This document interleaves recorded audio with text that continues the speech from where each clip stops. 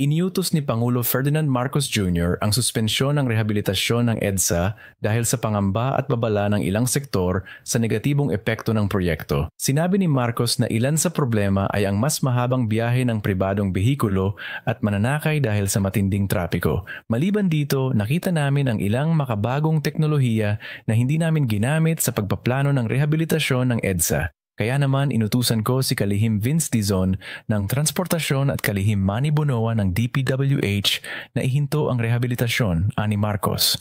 Nilinaw ng Pangulo ang tunay na sitwasyon. Sa pagtingin sa pagsusuri ng gastos at benepisyo, maganda kung magawa natin ito.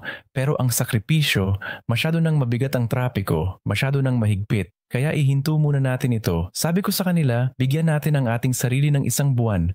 Pag-aralan natin ang mga bagong teknolohiya. Gumawa tayo ng magandang plano, dagdag niya. Ang rehabilitasyon ng EDSA ay dapat na nagsimula noong Hunyo 13.